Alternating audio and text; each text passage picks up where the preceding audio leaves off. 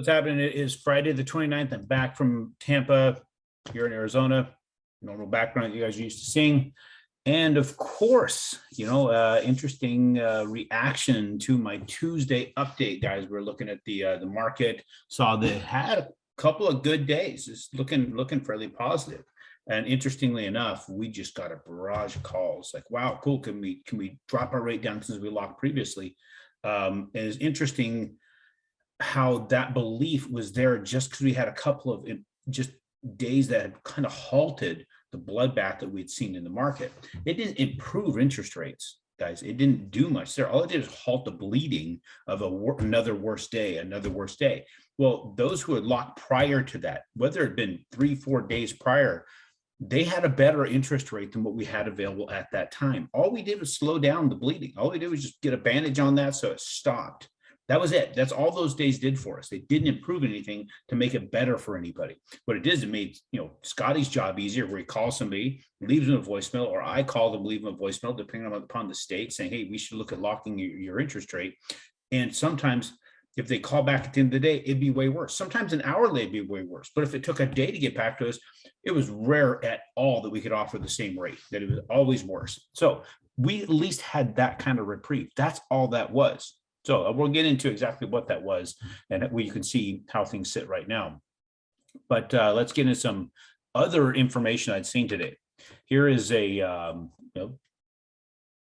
grid chart, whatever you call this thing, that was put out, and I had seen it, so I snagged it and went back out on the internet and found it. And it talks about the chances of recession. Everybody knows it's coming. That this is how we slow everything down. So how things get a little bit better. We got to get inflation way up there. It's going to get there because of the decisions that have been made and all the liquidity that's out there. Then rates are going to rise.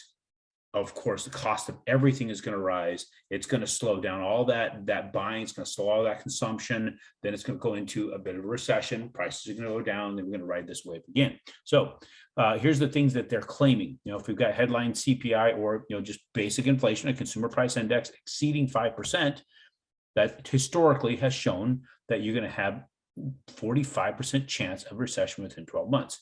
An employment rate below 4%, we're going to have a historical chance of recession in the next 12 months of 42%. And if you got it both, they're claiming it's going to be 100% chance of inflation. Well, we've got it both, right? So we're seeing all these things hitting.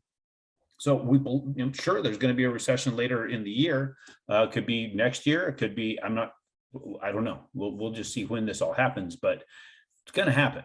It's got to happen just because of the nature of everything that's going on here. I'll share a couple of charts here all together, just so we can see comparison of what was happening with the federal fund rate versus inflation. So we see other times when inflation was getting up there, the Fed raised their rate, right? Got the inflation to come down, and these gray lines representing a recession, got that recession going. So see how the federal fund rate right at the peak of these recessions, and then the recession, and it got your inflation to start coming down during the recession. Then, of course, once the recession's over, people are buying again, pushing inflation back up. What does the federal fund rate do? They run the hell out of that thing. This is way back in the early 80s, where they ran the federal fund way up, right? This is what, 17.5% for the federal fund rate, 19+% for the federal fund rate here. And look at the recession that followed, start bringing things back down. And you can see successively other recessions that followed federal fund rate increases, also bringing down inflation. What we don't show on the chart here is where we are today. So if we're looking at today's inflation numbers, right? So our inflation numbers right now, this is referencing down here would have been 2021, where you're at 2%. Now we're right up in here at 8.5. Look at that massive, massive difference. But our federal fund rate is right in here. So it's actually right there, 0.5%. So we absolutely need to see this jump up quite a bit. So we're going to see interest rates continue to climb. It's just what it's going to do. Then you're going to get a recession shortly after that. That I figured would be helpful for you guys to see this. So you kind of understand it's going to happen. They've got to raise these rates. It's happened many times in the past. And then we see what happened after it. So it's not complete doom and gloom that they raise these interest rates. They've got to kind of slow down this engine that's this train that's really out of control. And we got to do it before it derails completely off of it and puts everybody at risk. Now let's look at the mortgage-backed securities charts. So we'll go down over here where we were earlier in the week. This is where we saw these 3 days, really good days earlier. I was saying, hey, this is some good stuff. Immediately the next day, I put it out here. This is Tuesday, put it out there. Hey, the bond was looking good. Things were very, very positive. 3 days of positive movement, where you start seeing some of this bloodbath going away because we have 3 days of positive movement. But we see this head fake several times. See where it's happened in the past, where we thought, look, positive movement, went back down. Positive movement, went back down. Positive movement, back down. Positive movement, held back down. Right here, positive movement, back down, big down. Positive movement, got it down again, right? 3 days and it's down. But the benefit here is we're on top of this trend line. Whether or not we retain that position, it's hard to say. I'm not confident that we will because we've been so long in a downward trend.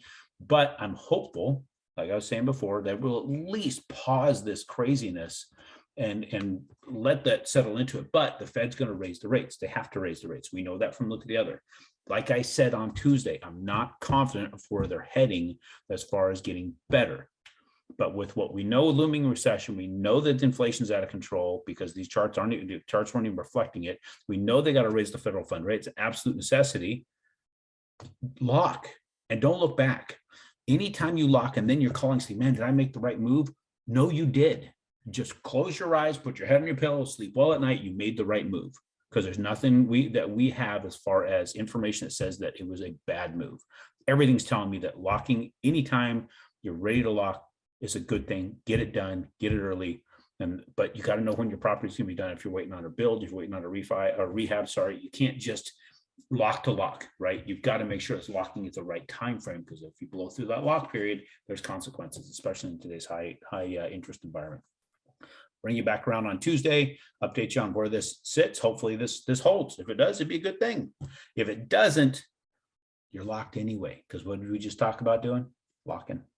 All right, guys, we'll talk to you on Tuesday.